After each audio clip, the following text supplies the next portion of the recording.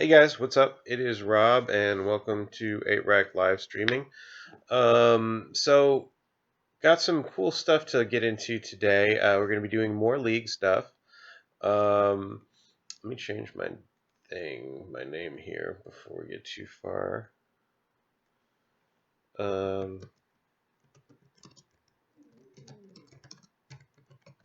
Okay, we'll call it Twin Leagues of 8rack. That's cool because we're going to be doing some. I really like leagues, and I think that's a good direction to take the channel in. That's probably way more relevant to you guys out there and to people who would be uh, interested in seeing streams. And what I want to make sure that people know is that, hey, here is a source. If you want to see some demonstrations of various 8rack strategies in ranked scenarios, here's I'll be doing that more and more with this league system. I think that's a good way to go.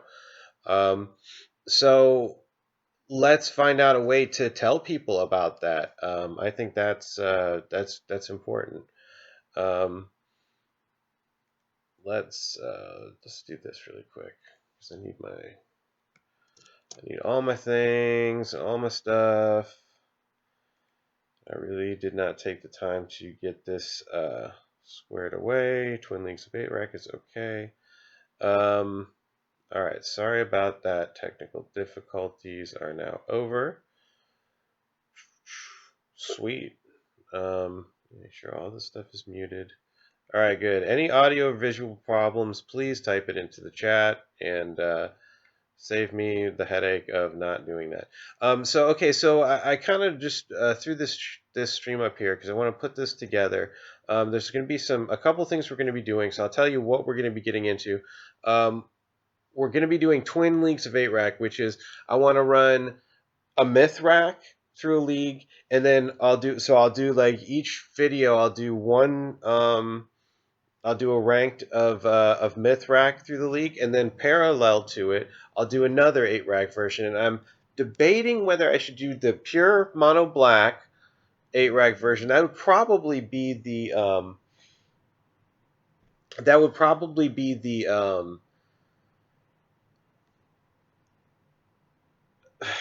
like the most important one to do, but I was kind of wanting to do the Jace rack. I wanted to do MythRack and Jace rack, like these two like weird alternate things that I've been working on. Like I've been trying to really do some innovations for you guys in 8rack. And not to say that 8rack was stale by any means. It's an extremely compelling deck.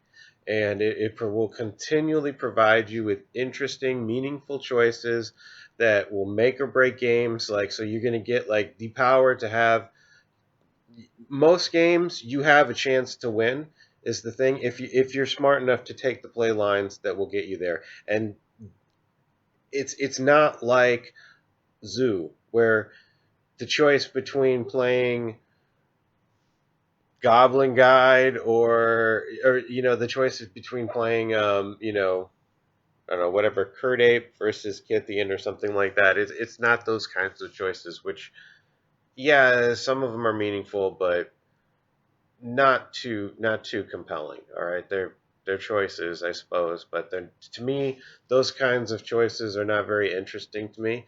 The choices that 8rack will provide you guys with are extremely interesting and meaningful.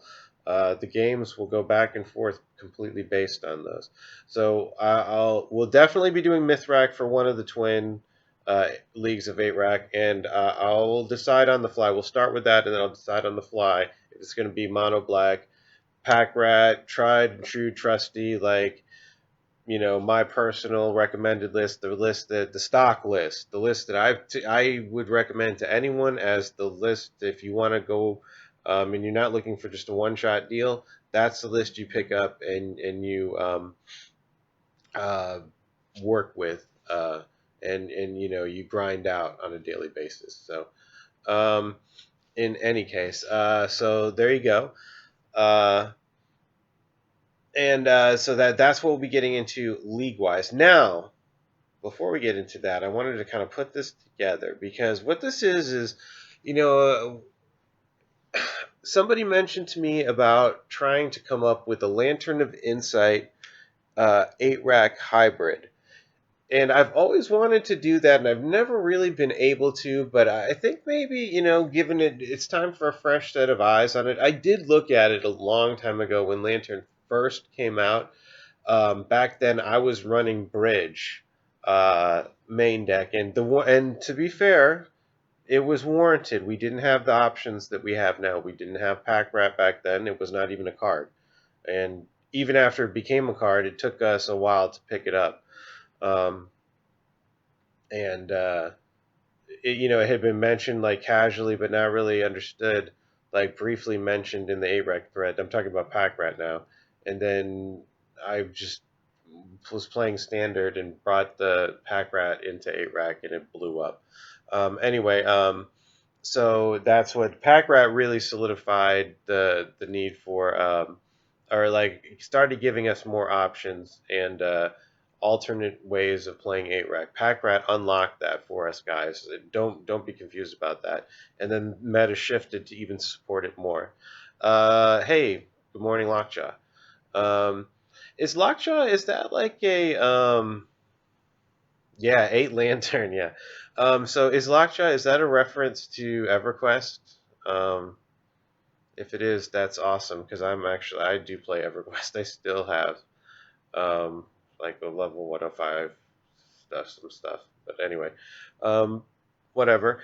Yeah, so 8 Lantern, 8 racks would be Lantern Rack or something like that. I think I was going to call it Lantern Rack. If I could somehow get it together. So now I looked at what somebody else was doing, and what somebody else was doing was, I go to the, and you guys should be on here, I hope.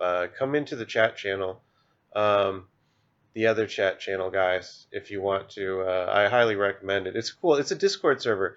So Discord's for all the games. Everybody's using this. It's great for your chat, for your League of Legends games, or your Call of Duty, or whatever it is that you're playing. So we made a channel for 8-rack, so why wouldn't? That's a great idea. Really, really good idea on Nick's part. So, good kudos for that. But come into here. And so here's what he was doing.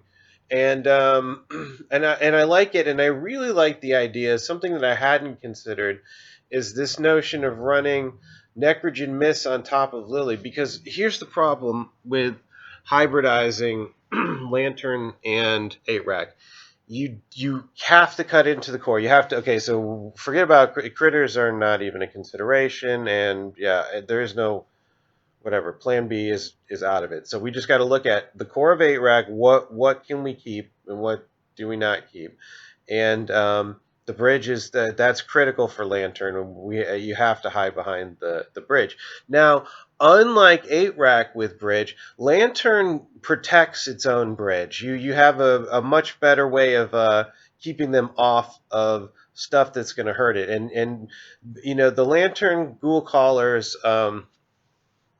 soft lock is really strong, especially when you start adding on to the game control package that 8-rack can run. And I don't know, like it's interesting. So he was running a green splash for Ancient Stirrings, and I don't think I will do that. I would, if I will also run the green splash, but I think Abrupt Decay is correct here. He's running he's devoting 3 spots. Why? Well, because Ancient Stirrings, if you think about it, okay, it's great for Tron and things like that, where if they hit, there's so many huge things to hit that any of them are great. It's not as great for us. You're looking for, like, you're using it to try and find the lantern or find the bell, but I don't think it's reliable enough for that. Yeah, scary, fragile with no removal. You're right. I agree. So let's look at it, and we can kind of try and put it together a little bit more. So I think we're on the right track here. We've got to buy turns to get this in play here. So yeah, Damnation is looking good here. What we're gonna have to cut, we got to cut into this. So now some of this can be cut because I've got opals here. So some of these lands can be cut down here. What is he running land-wise? It's kind of hard to read this. 4 Blooming Marsh, 4 Glimmer Void, 4 Opals. So that says 12-ish if you count the Opals. 12-ish. 2 Ruins, 2 Dakmors, 2 Llanowar Waste. That's 6 more.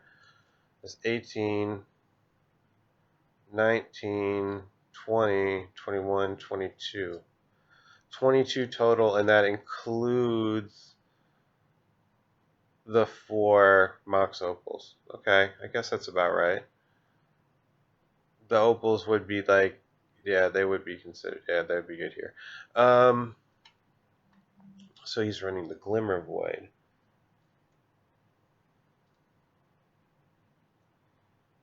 Okay. So yeah, the Damnation is top heavy. You know, you don't want to get stuck with it. I don't know. So we can't. We got to try and keep our curve low, I think. So the idea here is he's looking at about 22 lands with the 4 opals. Okay, so we can dump 4 lands out of this. We could dump the. Do we want to dump the Urborgs here? Maybe some of them. Probably leave at least 1, and I'll look at it again in a little bit. We gotta dump a lot of these swamps out here, because we're gonna need to put in green stuff. Now, the nice part is we have, we can use whatever those new Kaladesh lands are. I don't even know what the speed lands, I guess we call them. Those are nice.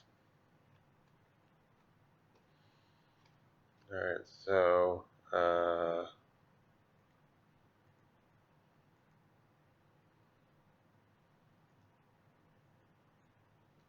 Blooming Marsh. Got 2 foils, nice.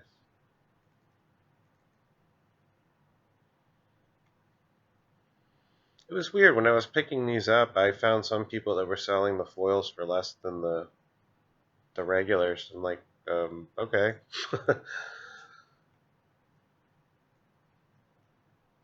Like the Mox Opal was like $2 cheaper as a foil. I remember that was weird. That's why, like, you see I have these like random foils because they were just cheaper. I found them cheaper. So in any case, all right. So lands. Let's get the lands squared away first, so we know what we're looking at deck space wise.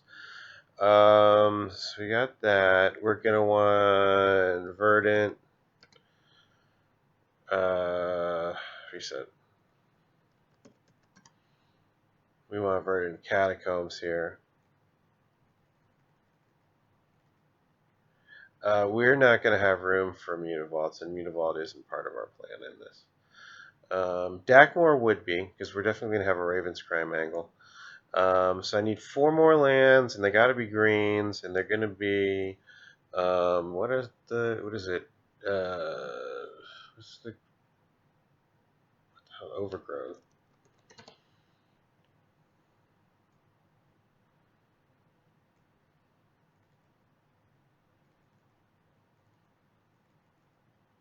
Alright, so we got Overgrown Tombs, 4 of them. Is that right? Maybe not. We drop 1 of those. I've got the filters. Oh, God, I can never remember what these damn things are called. There's too many damn lands and cards. I can't remember them all. What the hell is the filter called for green-black? Does anyone remember?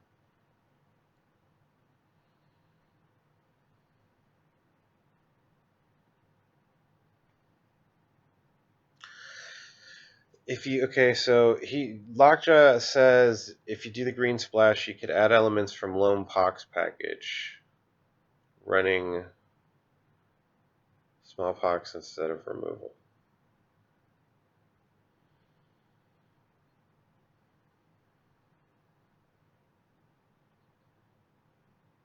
Smallpox instead of removal.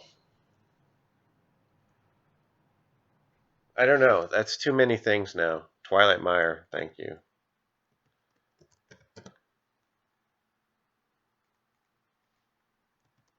I'm pretty sure I have it. Oh, maybe not. No, I'm screwing it around. Oh, I'm spelling it wrong. There. But no, I don't have it. I thought I had them. No, I don't have them. Oh well. Okay, so I don't have the filter. So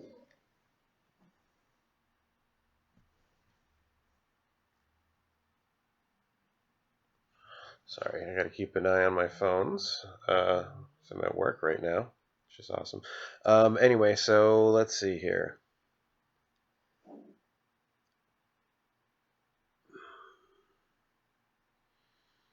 What is good? What's a good green? Oh,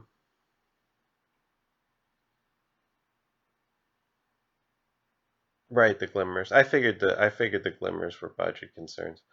Um, that's fine. But for the same thing, the same reason, you can run reflecting pool. But I would say reflecting pool would be okay to do it here. I wouldn't do it in MythRack, but I think it might be a little bit okay to do it here as a singleton. What is Hissing Quagmire? I don't have them, but I'll look at it. I don't know any of them. I don't think we want man lands here. Is that what theirs is? It's got Death Touch. That's okay. That's not too bad. It's kind of bad. I don't know if it's worse or better than Shambling Vents, but those are not great. Yeah, I don't think we want manlands here. We're not going to be winning that way, are we? I mean, are we? We're really trying to go all in on the deep, yeah, non-creature approach. I need another land. Let's see. I've only got 7 green. No. I've got 11 green sources, but I still need more. I'll just make it the tomb.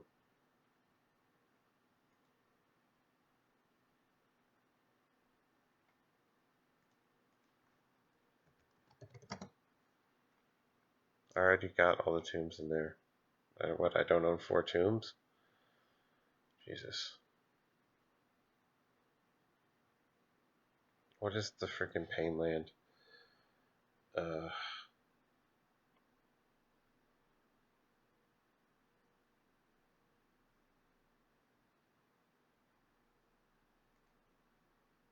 hate this. I can't remember any cards anymore.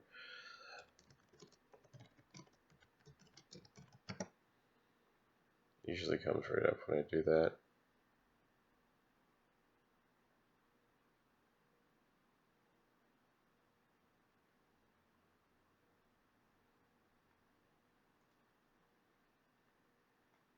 Llanowar Wastes. Okay, thank you.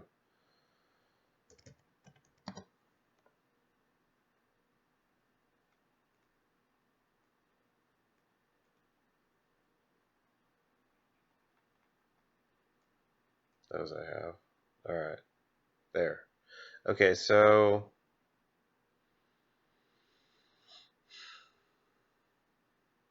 one less of those. Actually, no, those are good here. The Dakmor's pretty good here. I like this. Just sort of tweaking my numbers here. That looks okay. I don't have the Inventor Spare, but I'll get that, I guess. I don't have it, do I? No. I know they don't cost much. I just need one.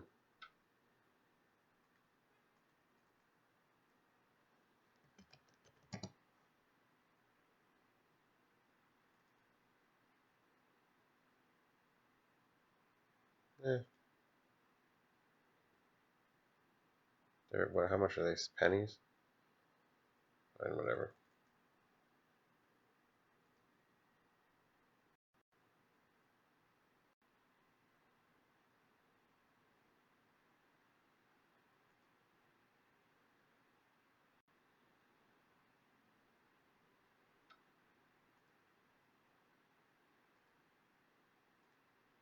Alright. Alright, Inventor's Fair. One of those. Okay. So now I have to trim stuff off.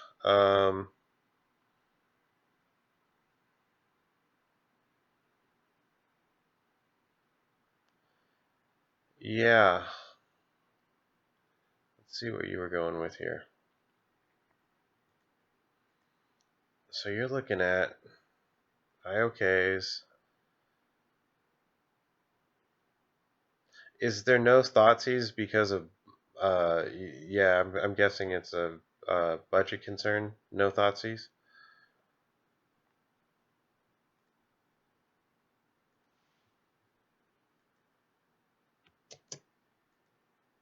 Oh, there.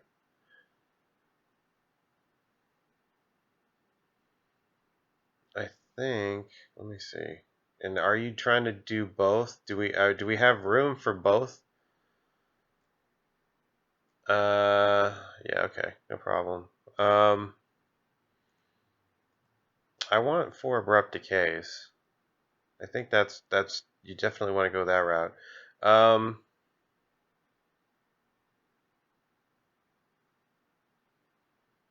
lantern, the ghoul collars.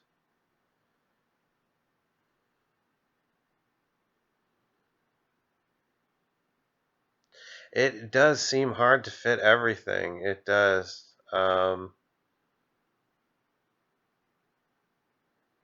Well, okay, so we're gonna have to make some hard decisions here.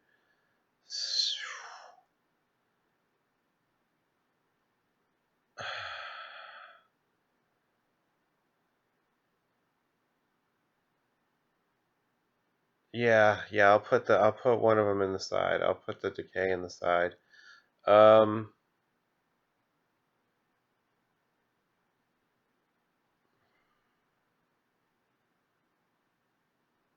we really, okay, the bridge is gonna help us a lot here. It is dedicated, it is, but I don't know. Let's just see.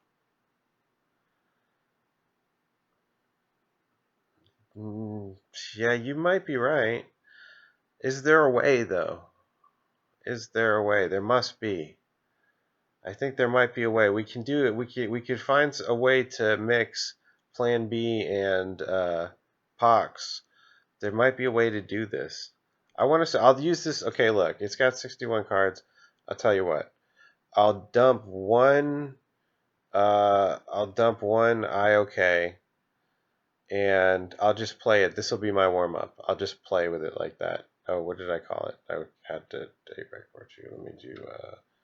We will call that.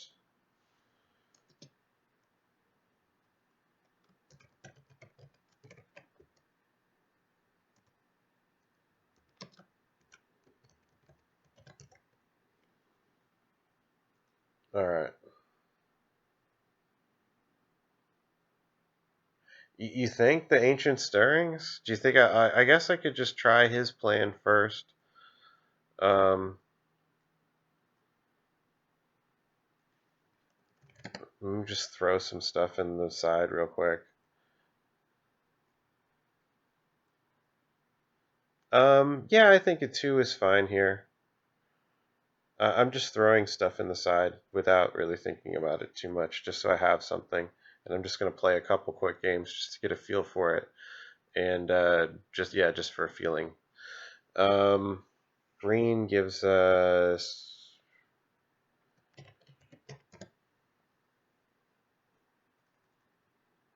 Oops, not that. Ancient Stirrings. Alright, so the Ancient Stirrings is in there. Put put one more in here. What the hell else do we need?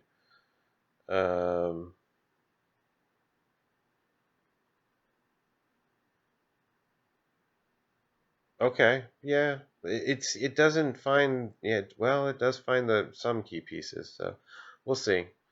All right, whatever. I'll just put in some more card natural.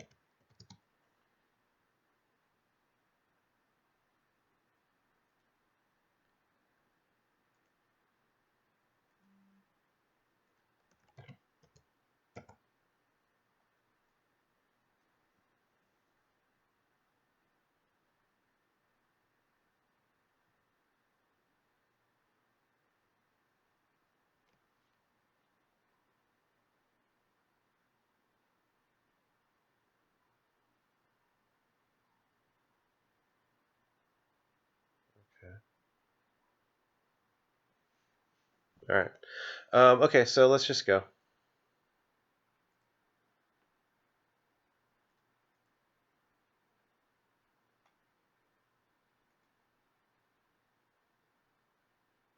Call it Lantern Rack prototype.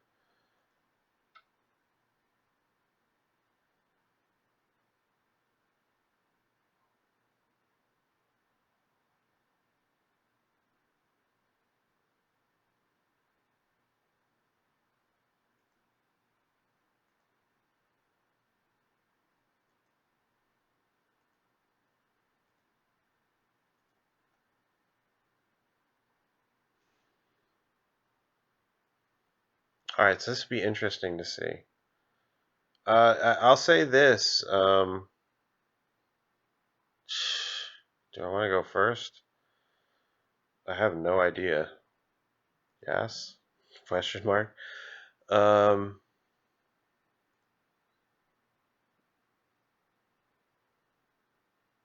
okay, whatever. Let's try it anyway. Some of the skills that what I was gonna say, some of the skills that you need for 8-rack, you also need for the fuck is this? You also need for lantern, but what is this? Try 3. So what in God's name does he do? I'll take the birds. I'll take the birds.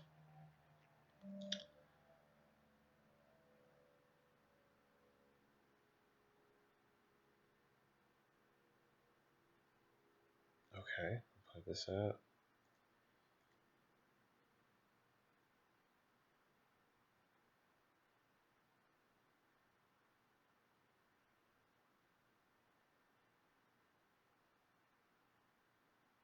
It would be nice to have more artifacts to turn on that opal more reliably. Do I need something in the land base?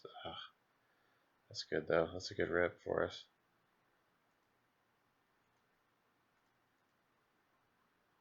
I mean, it looks like your standard sort of. I'm gonna have my standard 8-rack lock here. I think. Do they use? They don't use Lily, do they? Lantern doesn't use Lily normally.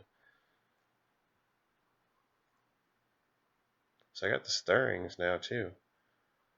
I think.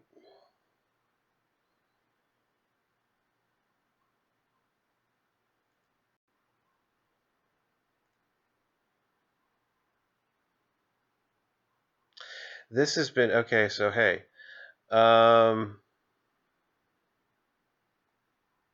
it's a weird 8-rack lantern hybrid, and it's just to warm up. I'm gonna be playing regular 8-rack in leagues very soon.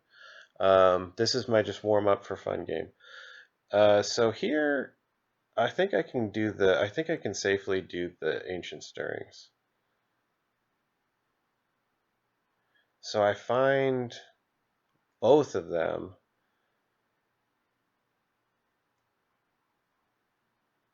Kind of unfortunately.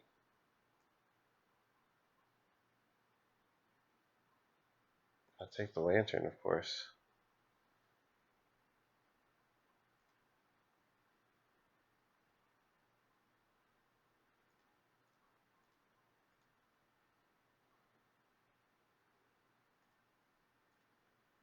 Put that out.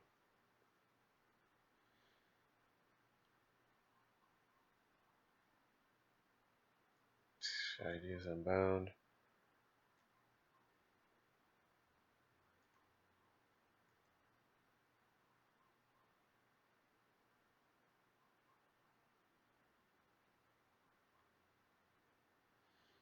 Win cons are mutually exclusive. I had to get one. I only had 3 opals. I had to get one. I got it. It was cheaper.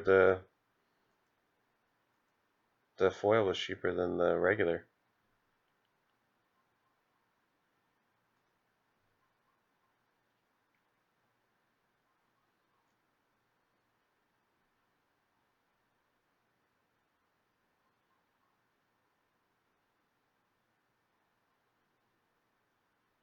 So I don't know, not good.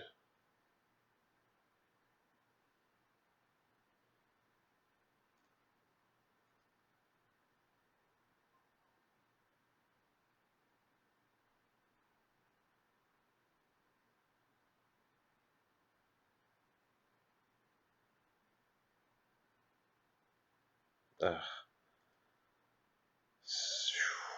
So, right. This doesn't look good for me, huh? I don't really. The Jess guys and the bridge isn't helping me here.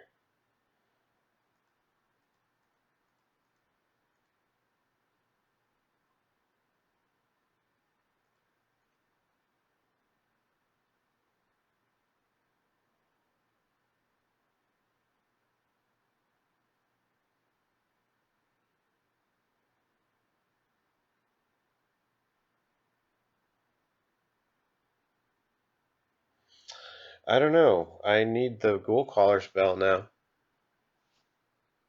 You're right. The Ancient Stirrings did feel like I needed it though.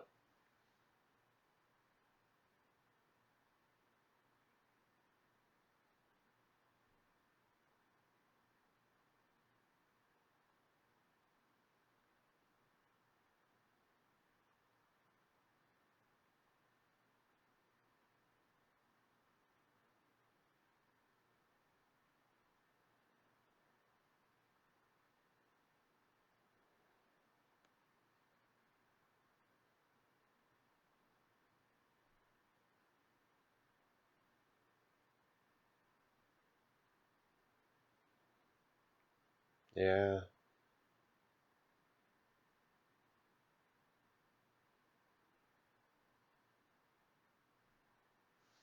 What is this thing? Okay.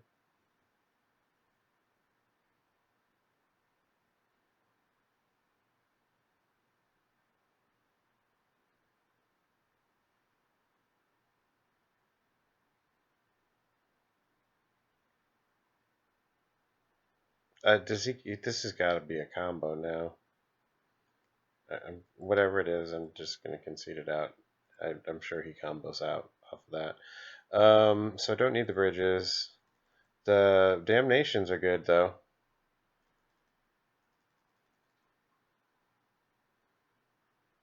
Naturalize seems good.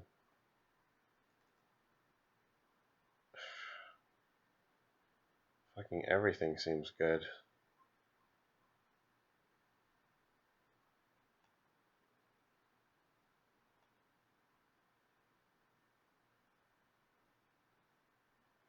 Actually, the abrupt decay is better. Don't need the bridge. All right, we'll try that.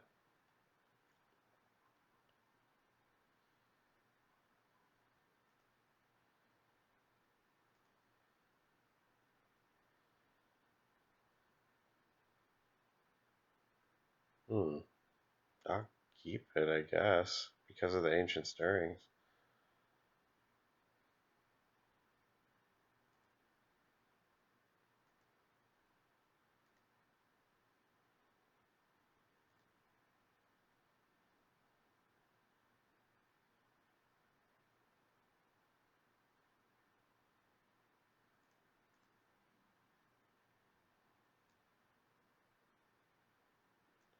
So he needs those.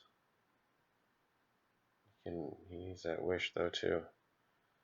Um,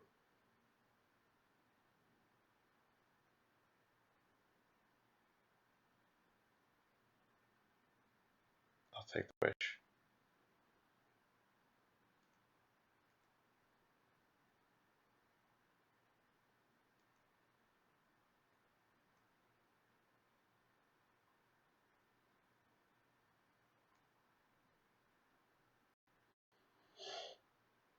It's probably a card that should see more play, Glittering Wish. It's pretty strong.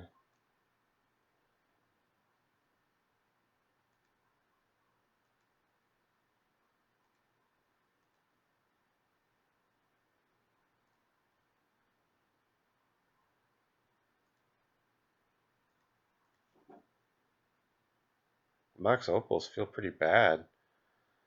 Um,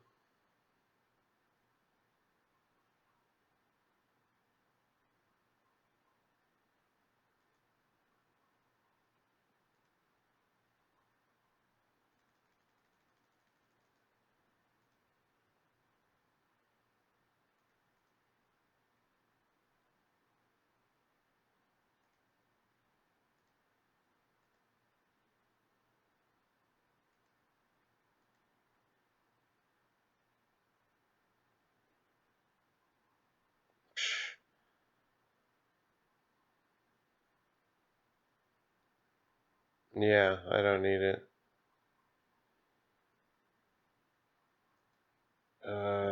This feels bad. I can't like the stirring's kind of screwed me. I don't know. I don't know. I don't know if this is the right way to go with it.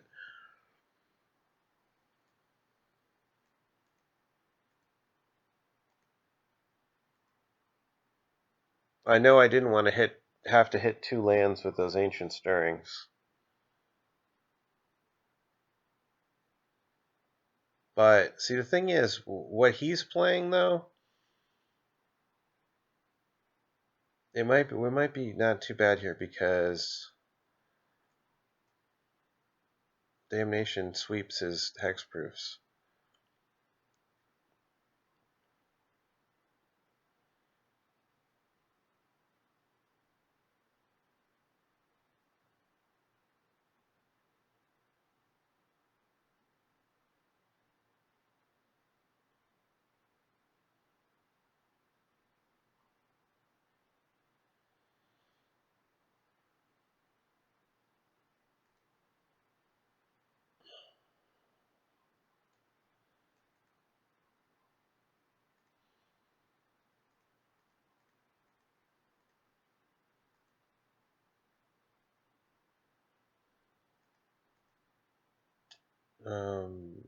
Yeah.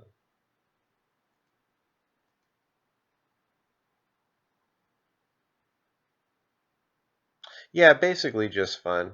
If I could come up with something that was marginal, I think it would be really really high troll factor on it. Well, you didn't miss much today, Dark Shark.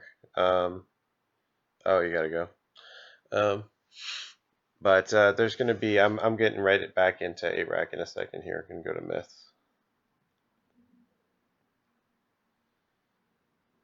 The Liliana is pretty good with the -2, but I think I could pretty safely just cast the Damnation here. I mean, why not? And then tick up the Lily.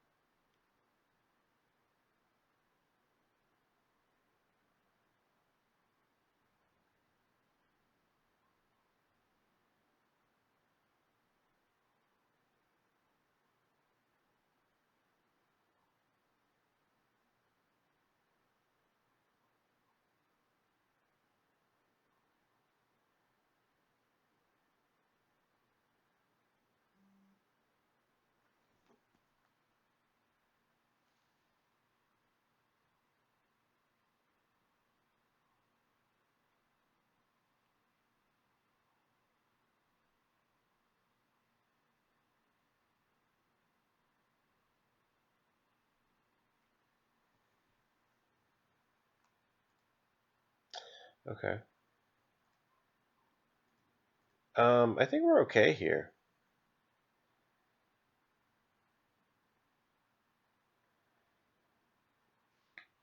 Um, they don't use Liliana. I could see Liliana being decent for um. Wouldn't Liliana be pretty good for Lantern? Why would it be bad? They're running bridge anyway.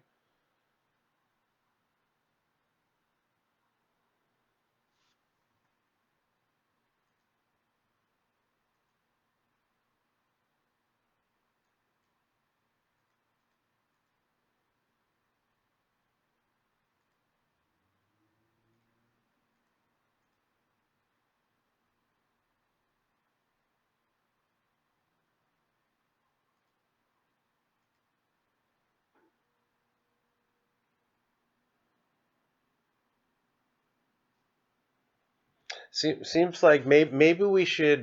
My first thought of it, when I really started thinking of it, is like the lantern package. However they make that work, that has to work first and foremost.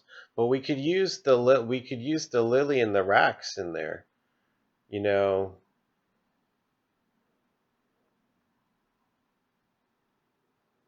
that's my thought anyway. And she needs some more. Needs to think about it more.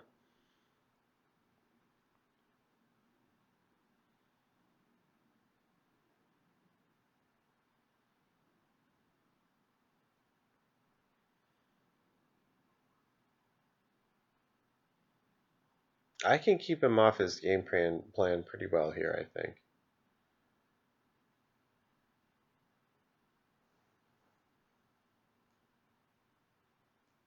So you gonna swing at Lily? That's fine.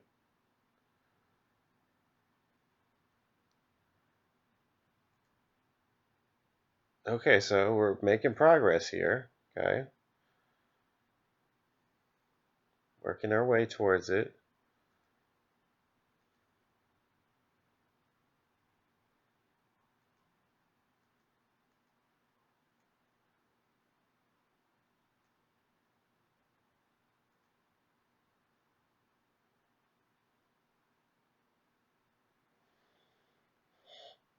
Um, but I don't think. What if? Okay, what if we take the?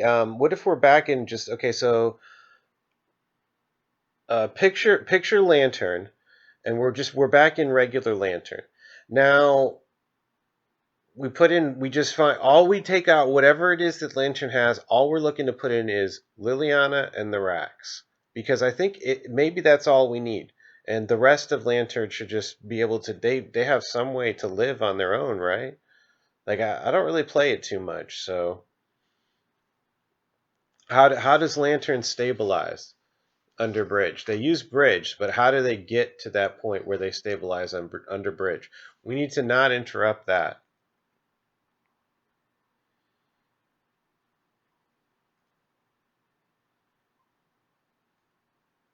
Damn, that opal feels god awful here, doesn't it?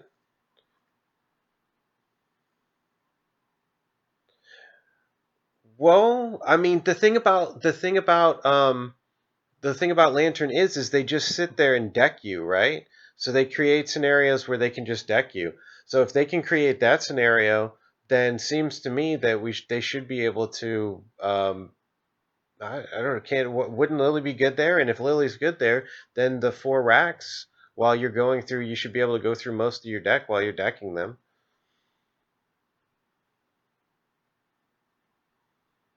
Yeah, I agree, Robert Saunders. I agree with that. I think that's the way to go. I don't know. It's hard. It's hard. Getting the pieces is that's the problem. That's why I never got into Lantern because I felt it like the whole like my percentages were way down low if I didn't have a Lantern in my opening hand.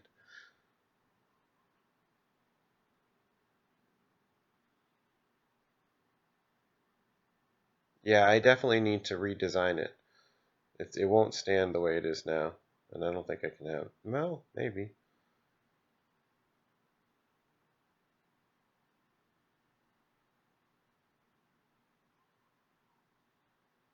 Hmm. I have so many things to blow up his ascendancy.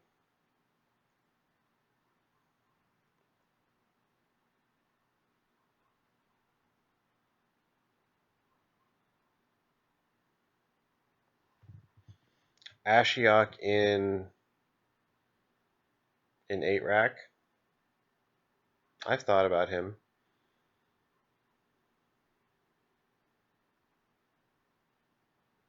Yeah, it's not enough artifacts.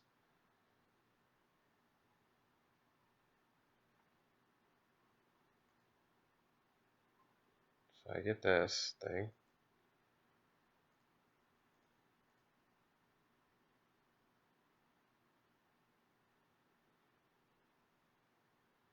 Yeah, I want to try it. I think it's worth investigating because if we could make it work, that would be fun if nothing else.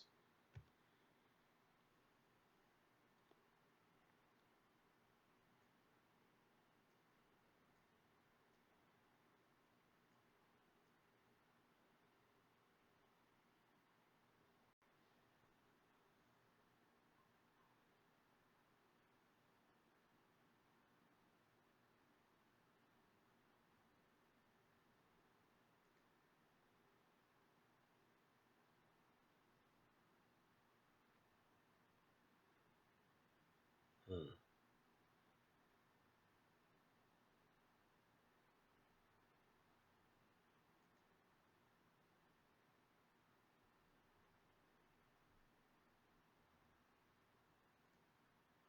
I think I can play with Shrieking pretty safely here.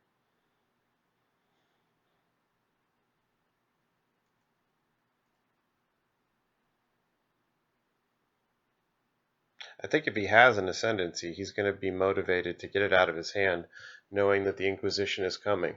That's why I didn't want to play the fetch land, because I want him knowing that it's coming. And hopefully he gets motivated to play it.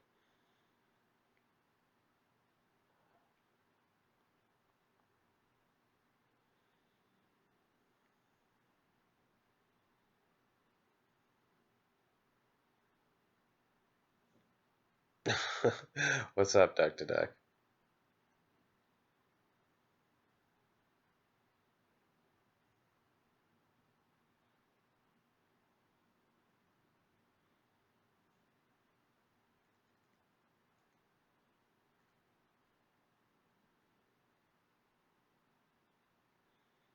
So the idea here is hopefully he plays it. Oh, grats. Good job on that. Good luck tonight, too.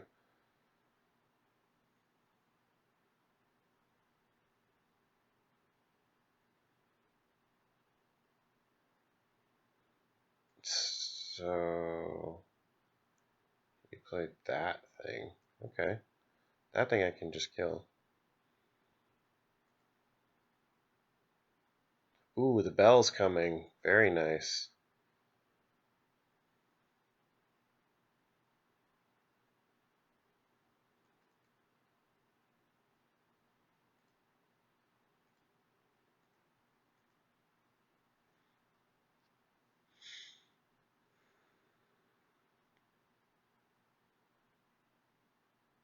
Oh, frig, the pithing needle.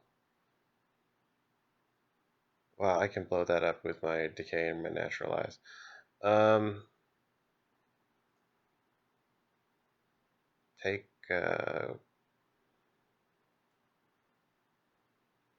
shit. Take, I guess take the needle.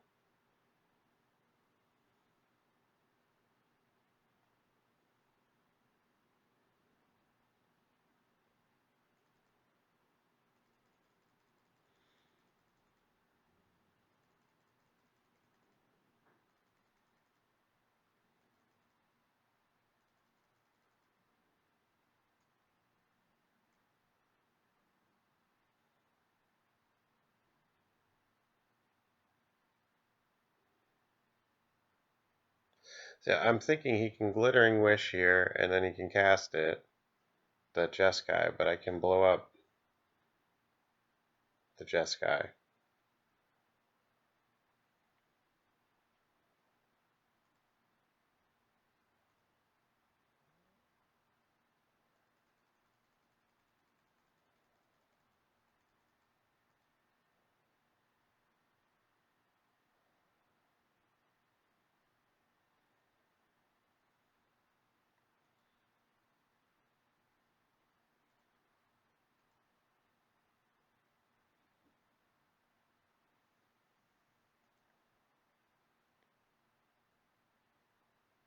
Okay.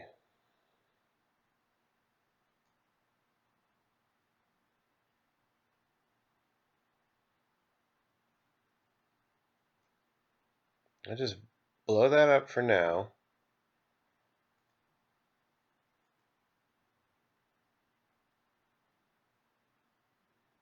Alright, see you, Duck.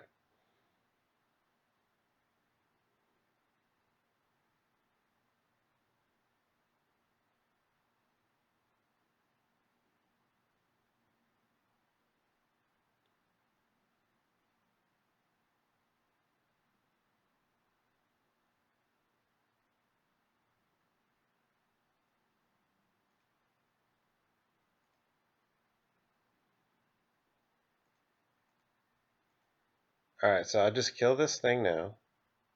What is it, have hexproof too? Oh, snap. Ah, snap, it's that thing. Okay. Shit. Well, in that case,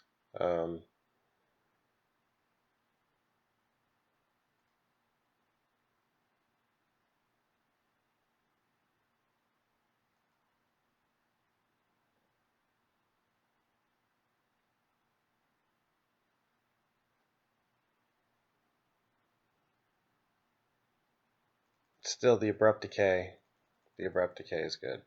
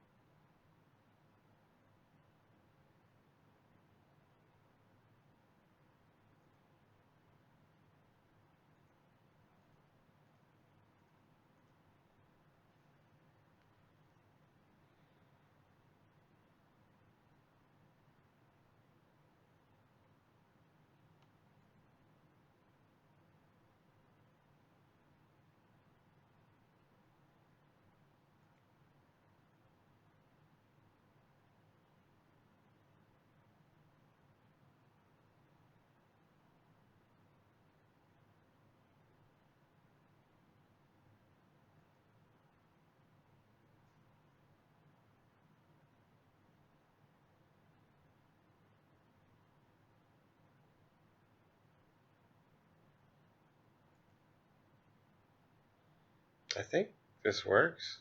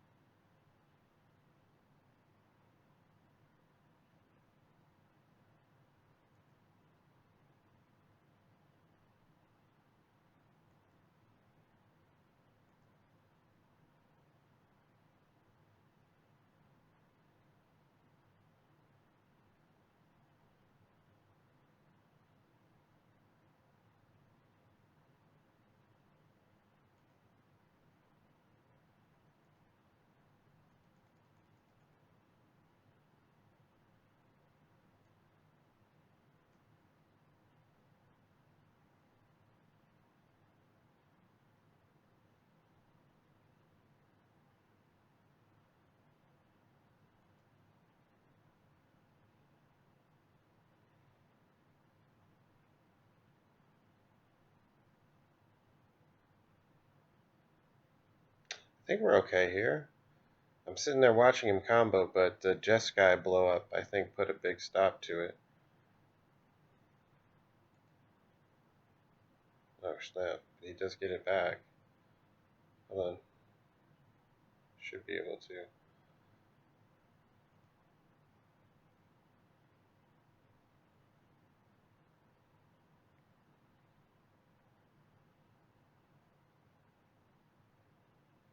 Yes, good.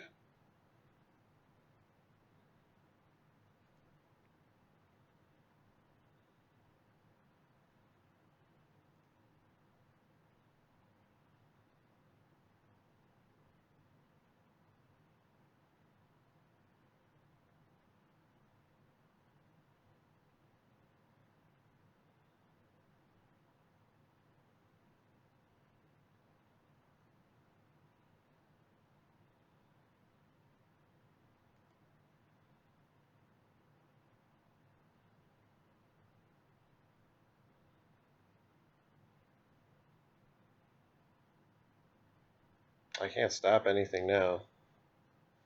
There's nothing I can do here.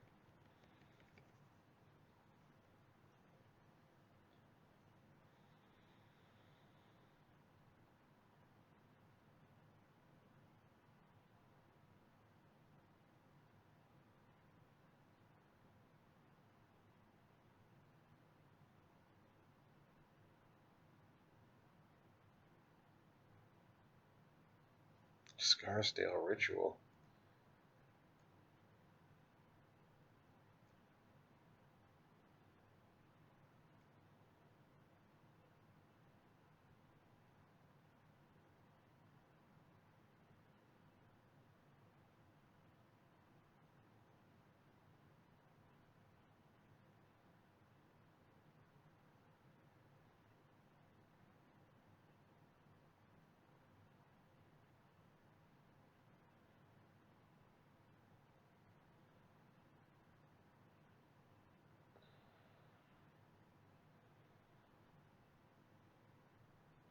He doesn't have much mana to go off with still, though.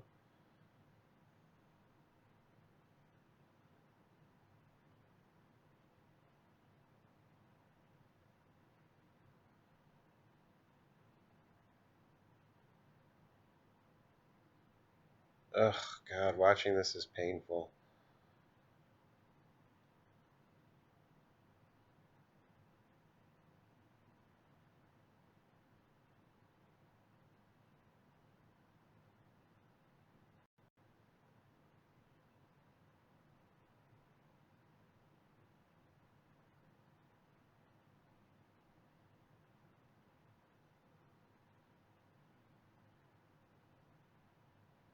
I don't think we have room for Mishras.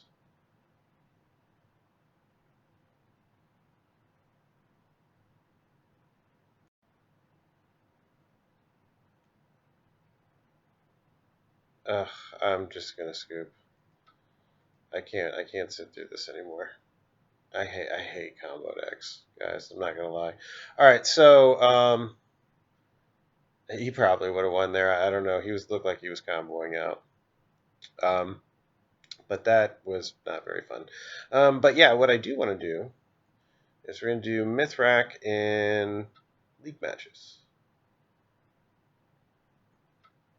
and I have many play points to mess with, so I won a bunch of them. Yeah, there's the whole thing needs to be relooked at. It definitely needs to be relooked at. I would like to see if there's something there, because it seems like we share a lot. Like we should be able to find something.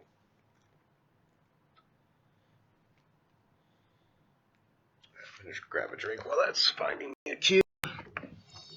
Or it's already found me one.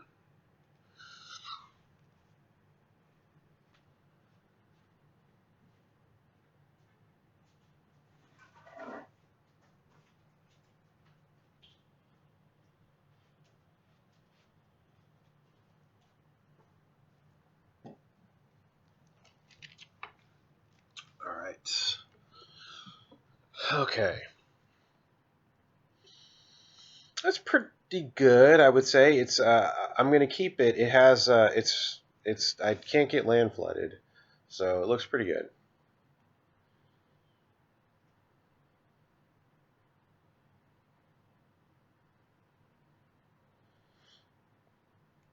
Sweet, I got a pranker. I never had a pranker before.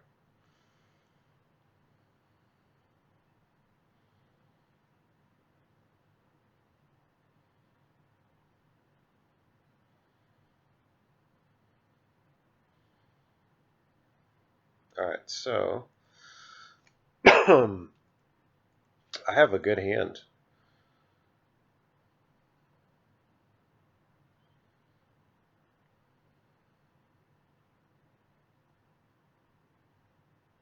Okay, so snappy.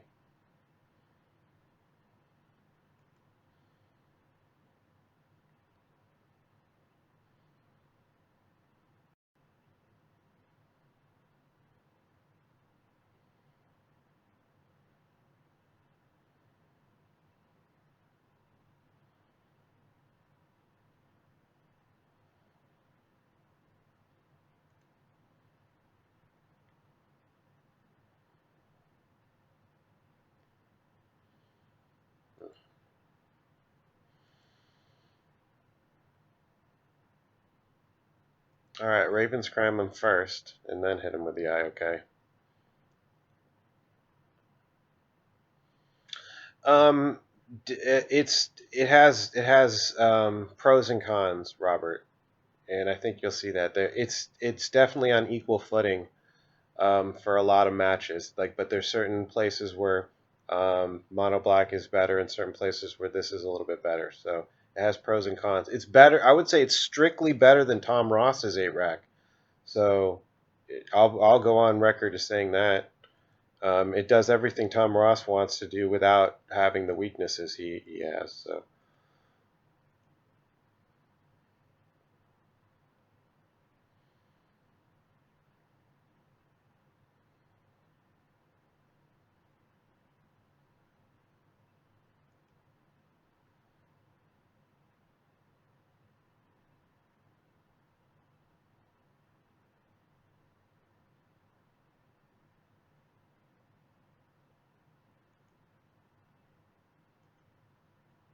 this looks pretty good.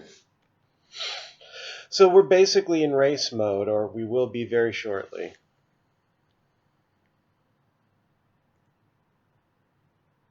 I don't really have a bad rip.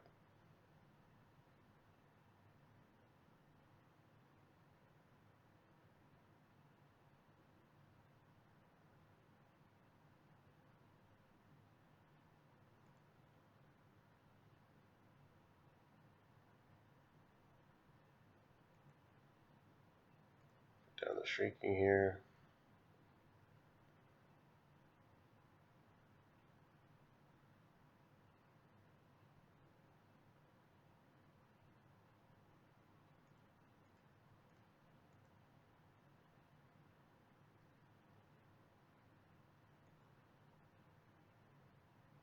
Oh, he just scooped.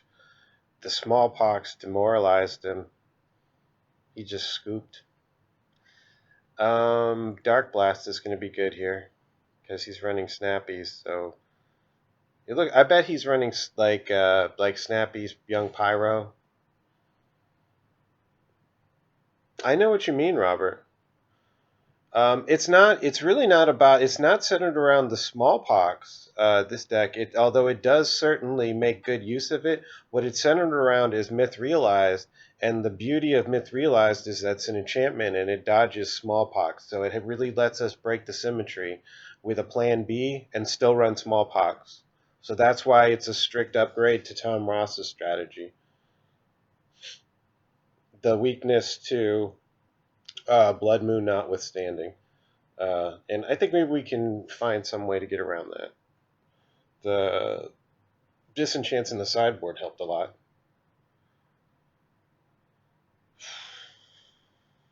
Um,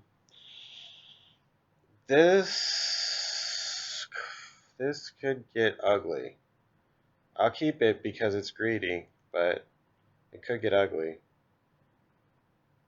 if I don't draw a black source.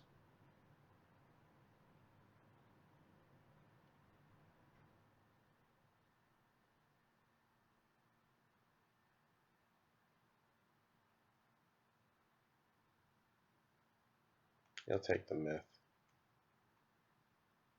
if he's smart. There's a lot of things he's going to want to take. He's going to probably want to take the Lily. He takes the myth. Oh well, that's wishful thinking, I guess. Okay, that helps a little tiny bit, but not a ton.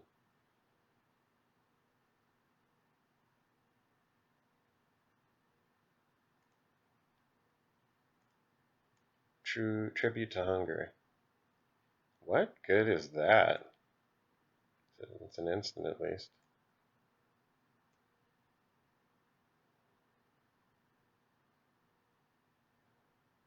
Well, he's kind of doing my job for me here now. A little bit.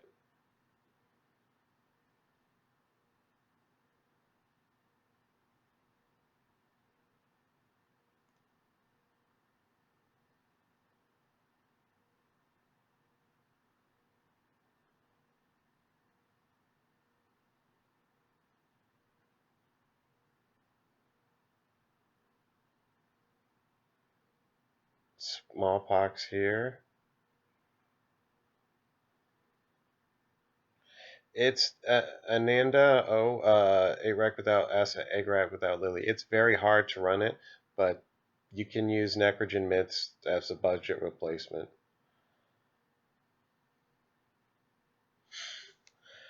So Smallpox here.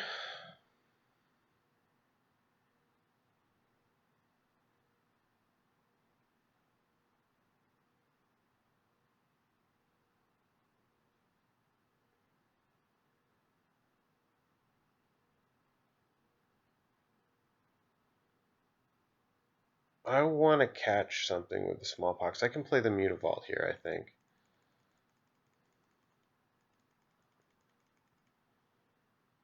I want to catch this critter. He's got critter finishers. He's probably using Tassiger and stuff like that.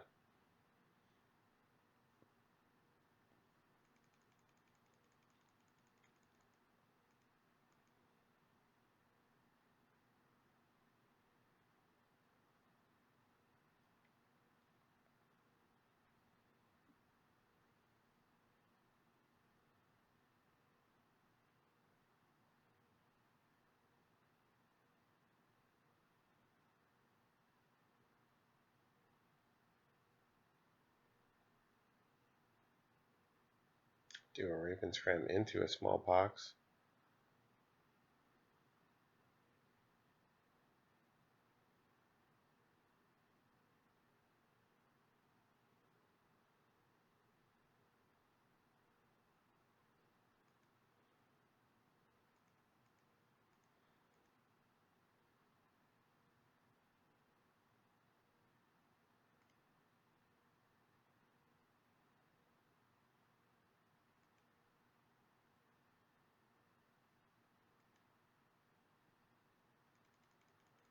He's holding lands.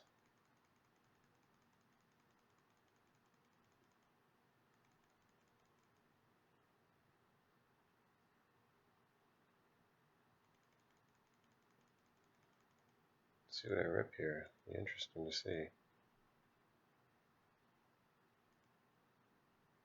Okay. That'll work.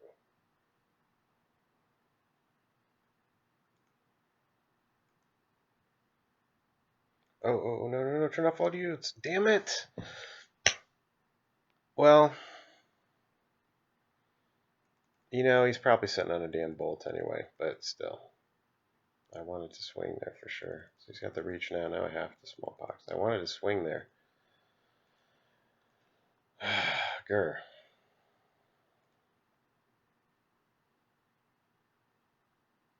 Okay, good, even better.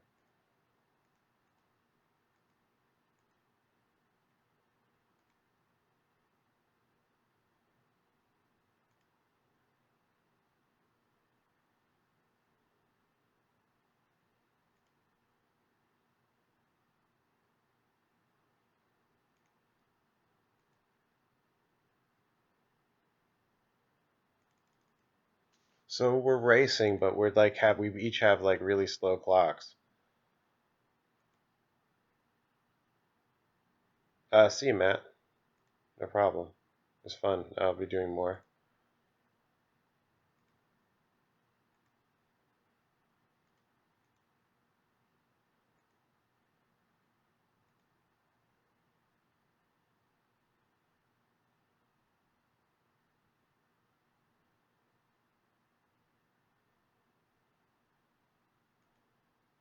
He remands it. Okay. It's not too bad for me.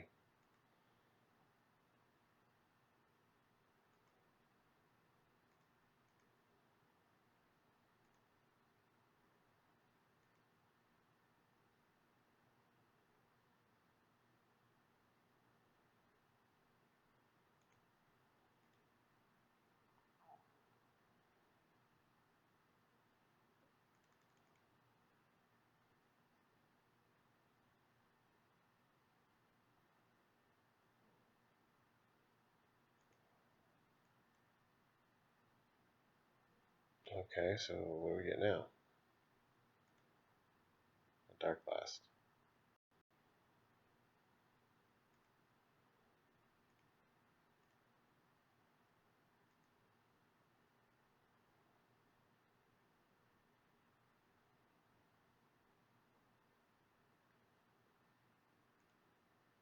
I'm not swinging with the myth until he's out of bullet range. I got too much invested in it.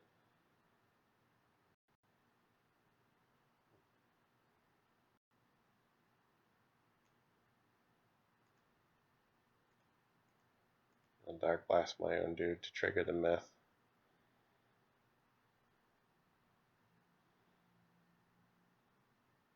It's getting discarded anyway, so why not?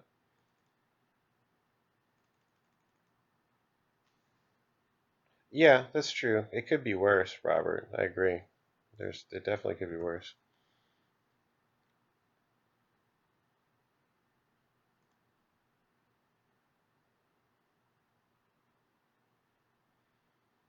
The Dark Blast will kill the Reach, won't it? No, it's a 2/2. Oh, sweet.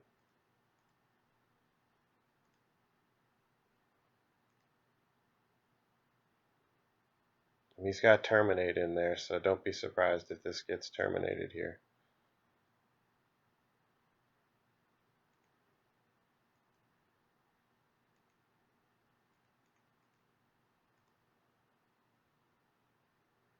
Nope. Swings. Yeah, and you know what the nice thing is, Robert, is those pieces are great just about anywhere else. Liliana's good everywhere else. Like there's not really anything that's expensive that's strictly 8-rack. So I mean, those cards you can use them other places, so it's never really a waste.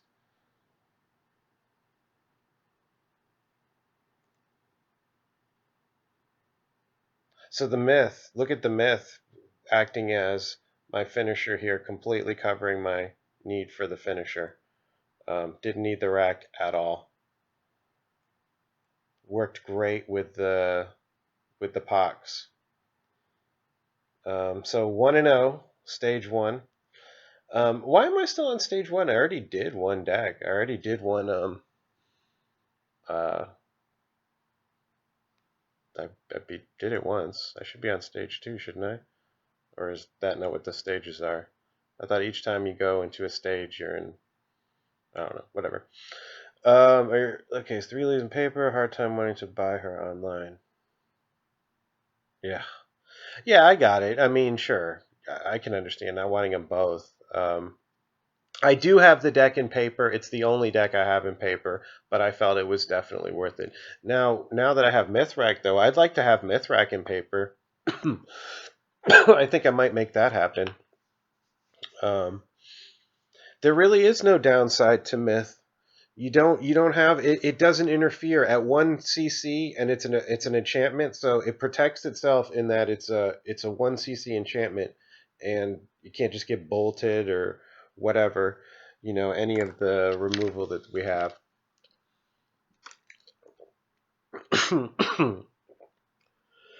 Excuse me. Yes, it can get abrupt decayed, but so can a lot of things. That's not the test. The test is really, does it pass the bolt test? And yeah, it does pass the bolt test.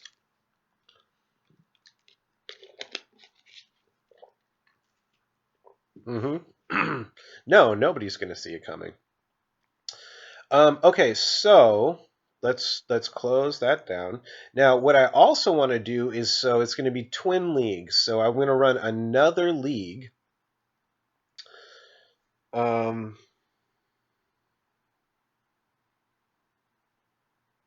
Well, White Black Rack, it's never been too terrible. Like, it's okay-ish, but you don't want to come off the Pack Rat unless it's really compelling. And Myth with Pox is actually really compelling. That's the first one I've had that's been extremely compelling. So, but not so compelling that the original with Rat it doesn't work. But so I guess that's what we'll do. So we'll do a parallel, one MythRack, one Mono Black, and then we'll run them side by side, and we'll go through a league and we'll see how they finish.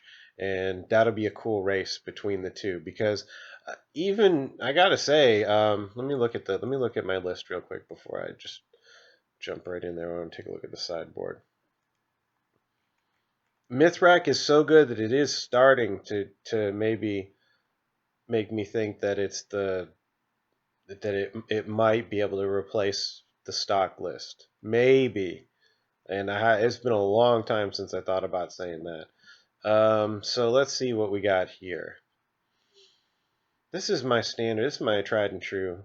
I really don't need to. I don't need the smallpoxes in here. This is not the deck for smallpox. That was just an experiment. This regular side. Okay, this is my actual list, right? Okay.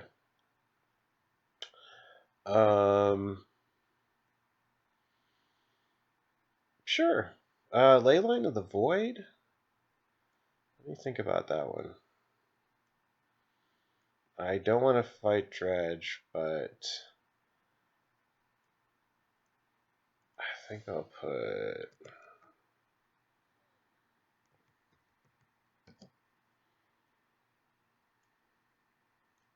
I'll put Extirpate in there. I could put an Extirpate. You know what I could put in? Well,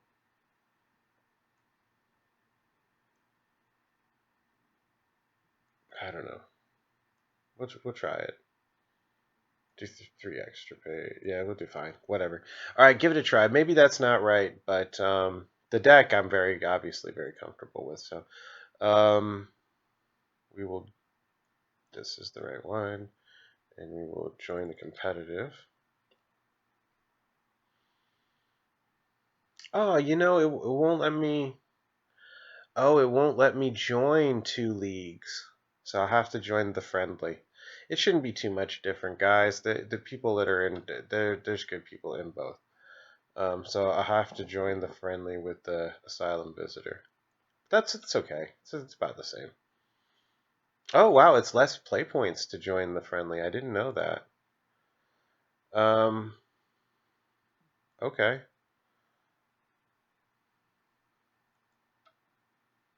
So presumably less rewards as well. Well, okay, it's the best I can do. So that's not too bad.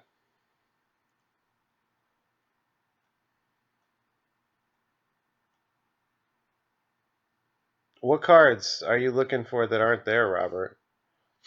I'm interested in sideboard options. I'm pretty comfortable with what I'm running, but I'm definitely interested in more. What are you thinking?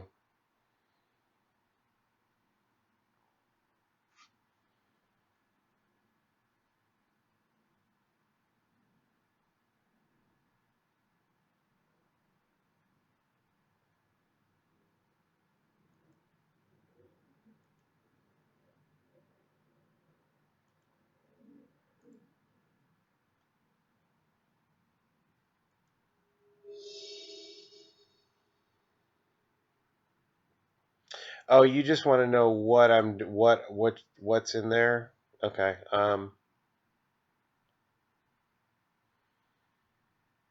You've got your Stony Silence shuts down robots and splash hate to a bunch of control decks that use artifacts. You've got your Rest in Peace destroying all of the dredge, all of the graveyard-based strategies like Storm and so on like that. It also has Splash Hate into almost anything blue these days. Uses their graveyard as a pretty strong resource. So looking at this, absolutely great hand. And the fact that he's mulliganing is just even better. But I've got my solid. I got finishers. He's just sometimes that happens, but it is what it is. What do I do against combo decks or burn or zoo? Against combo decks, I am happy. Against a burn or a zoo, I am pretty scared. But hope to outrace them is the main plan.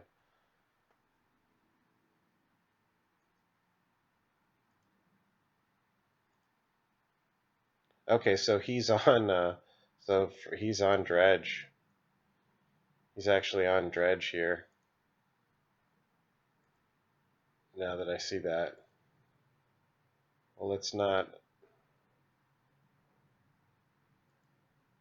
Shit.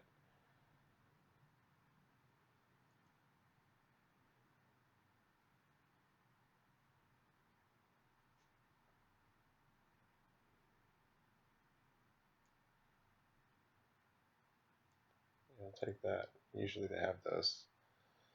Okay.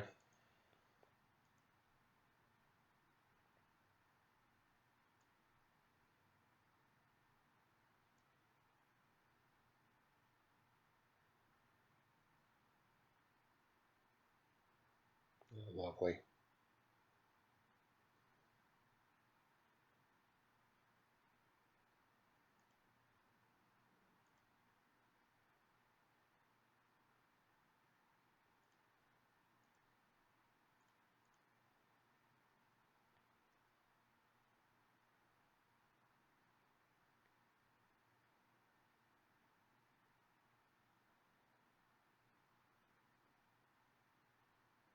Okay.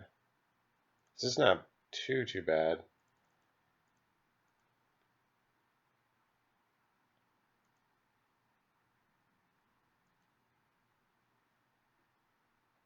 It's race time.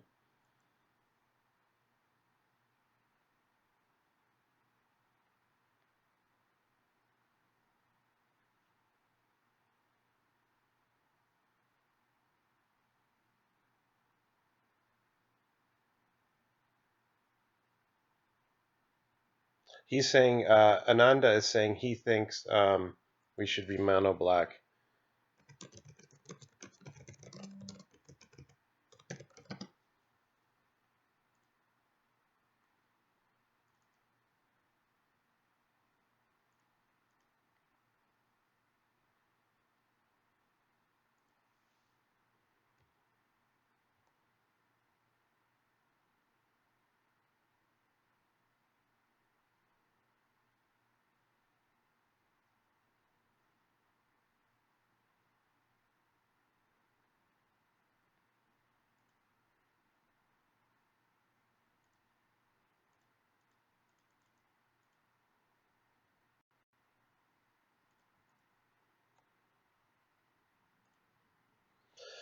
Well, I got through game one, but I just got done siding out my damn ley lines.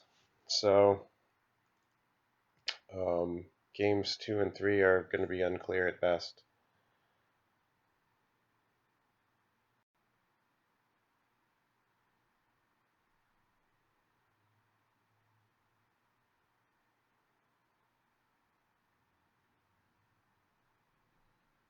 He almost beat me. He still almost beat me.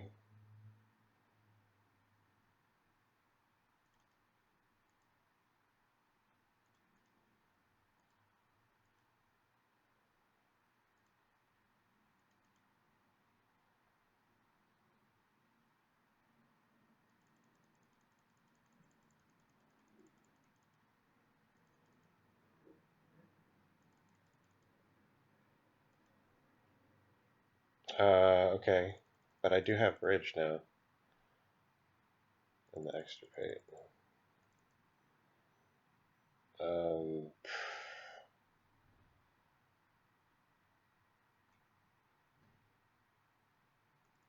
the actual discard itself is not so important now. He's going to do that.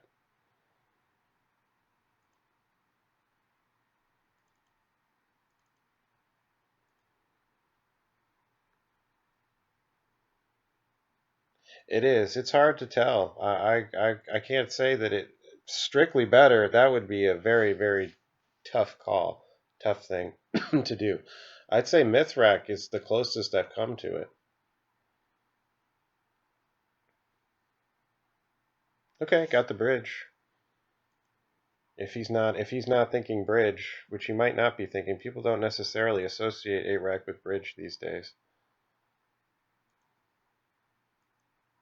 Of course, he is going to be running Ancient Grudge.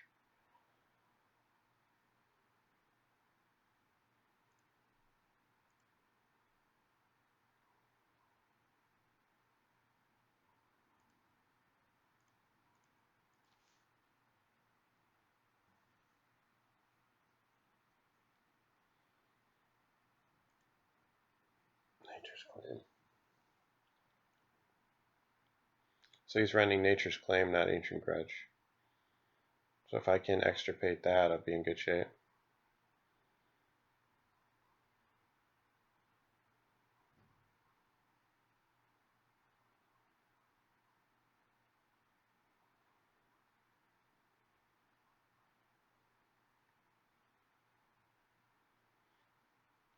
I almost need to Wrench Mine myself next turn. Pretty sure I do.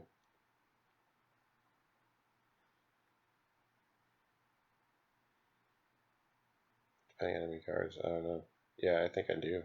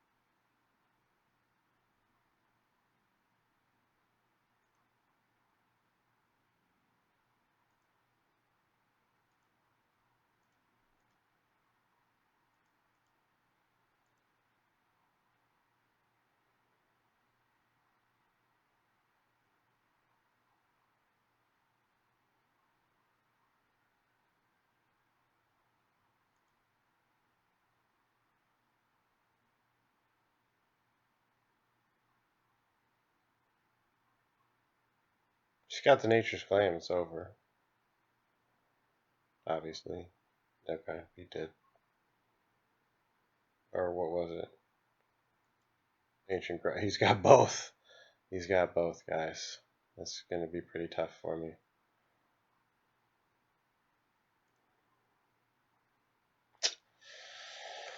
Yeah, it's not a good match.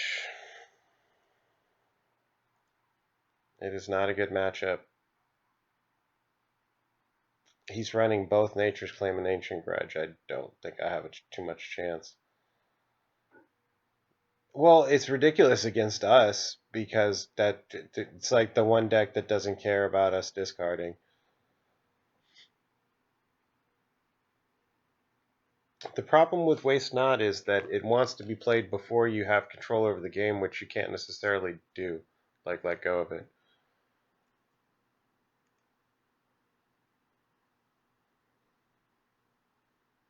It's not a bad hand.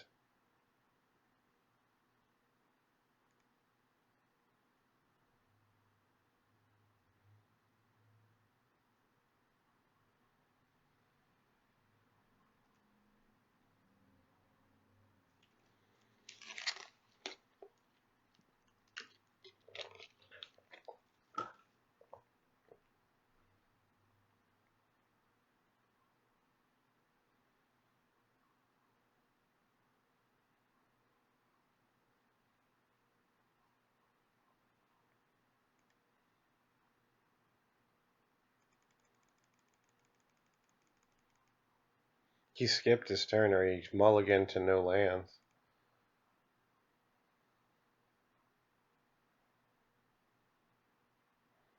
If he's going like that, then I'm gonna go the other way with it.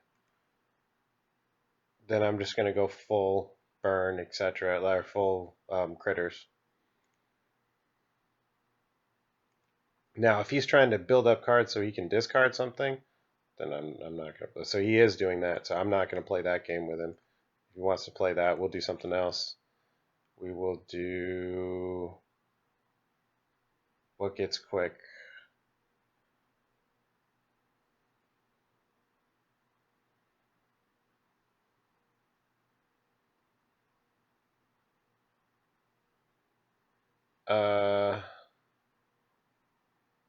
Pack Rat. We'll play this game. I won't discard. He's wanting me to discard for him. I won't do it.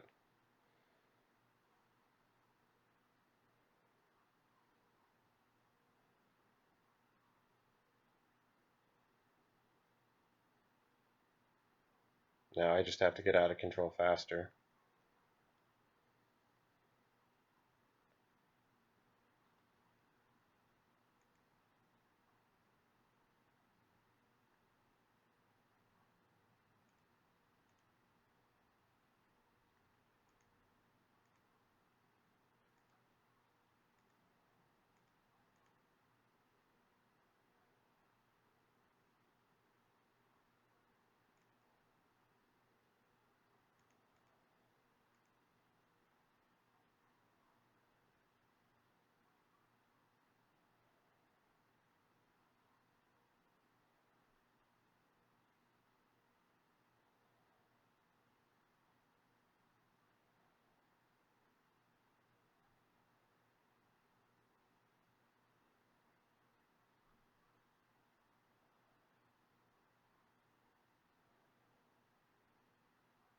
I think he's hurting really bad for lands, actually.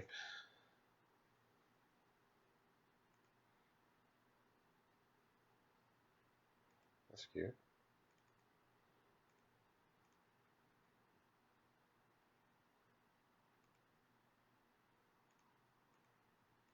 Die. Yeah, the rats are so amazing for us. It's been a while since I've used them. I forgot how good they are.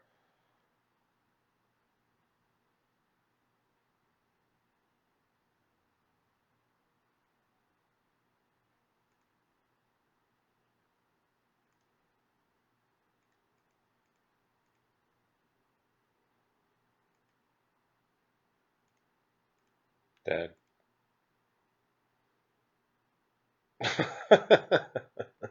Okay. So good. Got through the damn dreaded dredge match.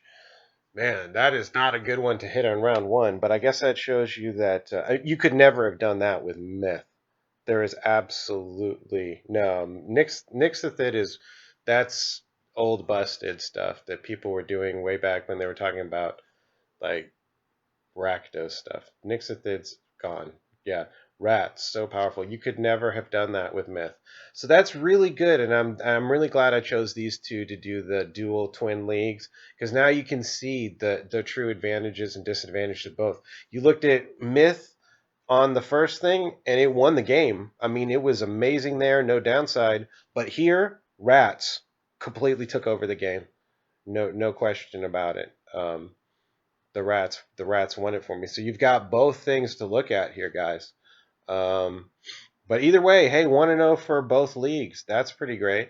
So we'll have, let's see. Okay, good. You got both leagues up there. It's easy to choose from now. And we can just go back and forth. So that's what you guys can look forward to. Yeah, any questions? Is there a way to do both? To do what? Rats and Myth? I don't think so. I mean, maybe. I guess you could. You couldn't use Smallpox though. So, and I think the Myth really shines in the Smallpox build because it keeps everything like very low resourcey. Um, yeah, and Myth doesn't need resources, so I think it shines in 8-rack regardless. But it shines even more when they have limited amounts of resources and critters and stuff to deal with. So I would say that um, when there's no dredge metagame, yes, that's true. Um, MythRack is great, and it can work. Myth doesn't hate Rat. Rat and Myth could work together in the same kind of a plan, like a 3-3 split of each, the way we do with Asylum Visitor. That could work, but I think it really like you get more bang for your buck when you pair Myth with Smallpox. So I guess that's the main thing. It's not that they're bad together, but you could even think of Rat in the sideboard. Maybe that needs to be looked at because there are some games where Rat's going to win you. You put that in. So I don't know. Maybe. Um, yeah, like you said, does a sideboard. Where that's the ways and the things I'm thinking. Yeah. Yeah, and then like rats for other types of things like Chalice of the Void, rats for Leyline of Sanctity, rats for stuff like that. So there is maybe a room in the 75, Robert. There maybe is room for the rats in the 75. Somewhere in the 75, you may find some rats in some builds and making that viable. You know, you could take this and make it your own. You guys take it, make your own. You want rats in the sideboard? Throw rats in the sideboard. Make it kind of like a transformational snap-in package. How cool is that? I mean, ARAC is a badass deck. I don't see any other decks being able to kind of like just snap in. It's like you got this dude, like he's got like a whatever. It's like putting on different weapons. Oh, I'll use the mace today. Nah, today I want the broadsword or whatever.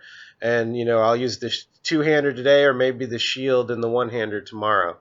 You know, stuff like that. There's not other decks are doing that, or can do that, and maybe that's an interesting way of explaining the snap-in package to some people that aren't clear. Do you guys understand the whole concept of core plus snap-ins and what I'm doing here? You see, I built that lantern deck the way I typically do is I just copy off the 8-rack core. And then what I do here is I'll just show you the 8-rack core, and you guys can understand what I'm talking about. So it's this 54 cards here. It's all mono black, and this compromises the heart and soul of 8-rack. Now you can change it up.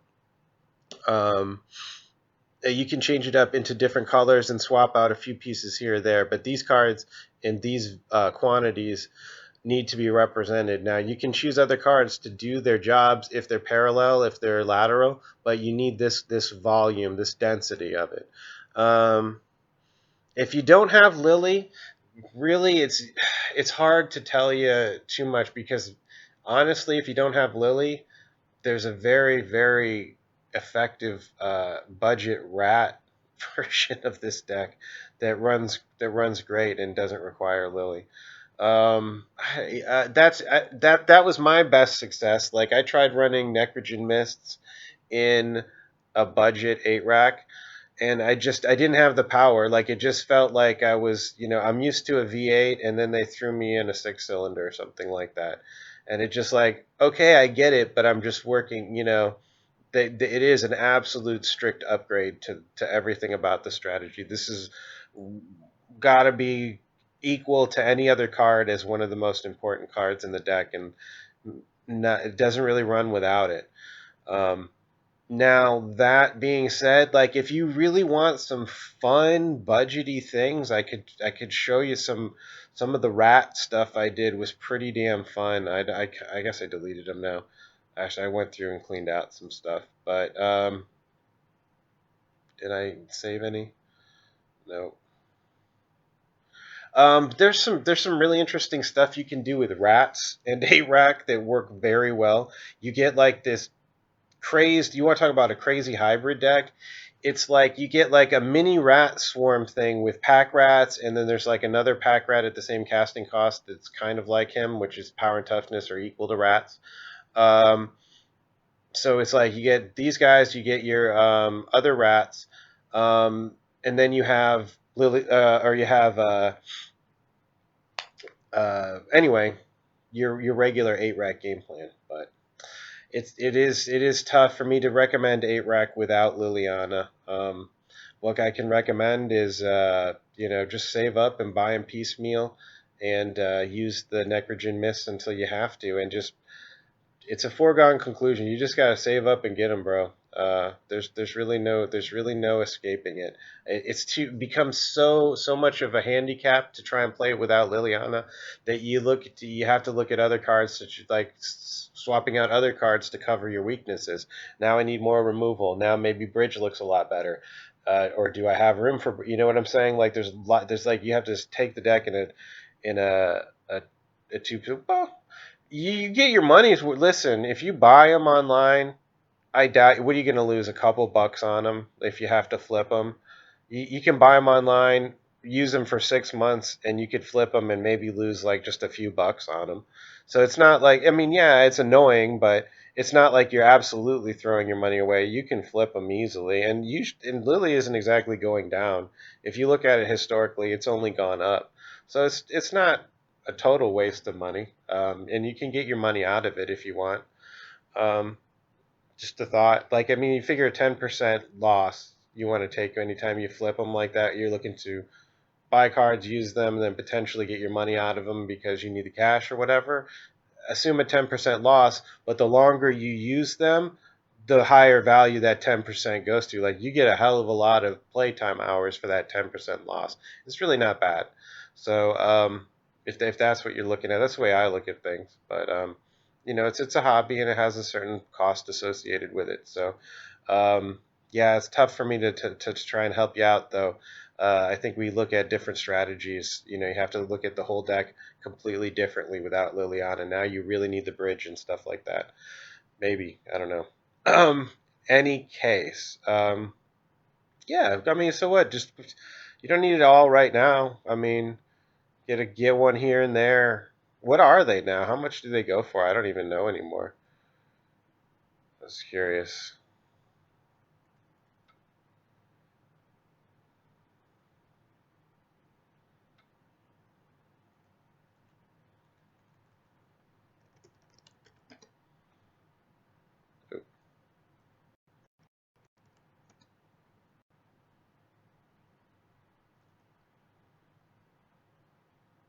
She cost $72. It's not as bad as I thought. It was over 80 for a while. Um, that is a lot to spend on the freaking pixels on the computer. I get it, but so we figure $300. But I mean, like I said, you get your money out of it, and you're not going to lose money on them. You could you buy those. By the way, if you buy MTGO traders, if you buy from them online, you get an automatic 10% discount just for buying them online, and you can still use tickets.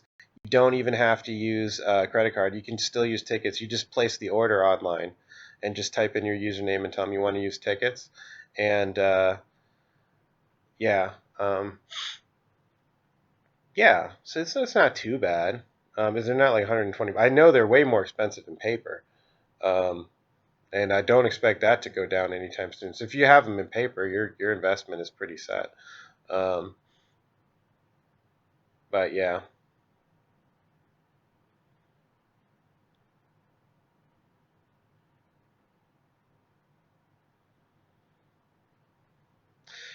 I mean, if you could get two or three of them, you'd be pretty. If you could get three of them with one Necrogen Mist, I'd say you'd be operating at pretty high efficiency. And then you can use that to, I don't know, maybe grind out some of the points that you want. I don't know. I don't like recommending the deck to try and like get grind out cards because then I feel like if you don't do it, if it doesn't work out, you feel bad. So, but anyway, it would be good to get the deck operating, firing on all cylinders. You don't want to be there's no half measures in this in modern. There's no room for half measures. You got to go all the way. Every slot is critical and it needs to perform. Every slot has to have a card that is performing at the absolute maximum of that casting cost with 8-Rack. And I think we really do that. I mean, there are not many decks out there that min-max the way we do. Like, we really min-max in 8-Rack. And we really get a hell of a lot out of it. And that min-maxing allows us to be extremely versatile in our threat response and our different builds. And it's a great deck. Anyways, thank you for watching, guys. So that's the twin 8-Racks. That's twin 8-Racks for you.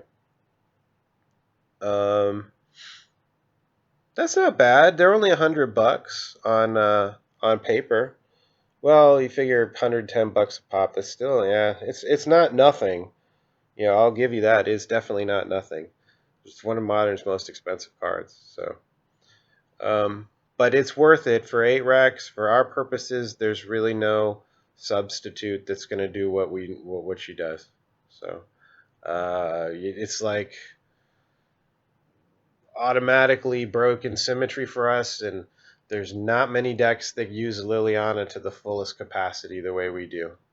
Very, very difficult for other decks to break her symmetry, and it's automatic for us. So,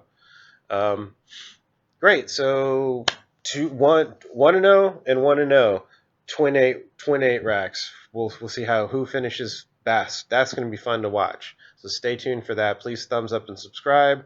Share it out. If I get to 2,000 subscribers, I will do a nice giveaway. And when we get closer, I'll lock down exactly what that giveaway is. So keep it going strong, 8-rack fans and aficionados. You guys rock. You live watchers, thank you so much for being involved in the chat and stuff. It really adds a lot of value to these and replay to these videos. It helps. So you guys are definitely a part of the channel. So continue doing that, and I appreciate you contributing, and keep it going strong. Tons and tons more of 8-rack. It's not stopping. 8-rack train is freaking going strong right now, guys. We got MythRack, and we got regular 8-rack, and you got 1-2 combo. What do you want to play? Awesome. Yeah, welcome. I'm glad you caught it, Rob. But yeah, hang in there, guys. Appreciate it. Later.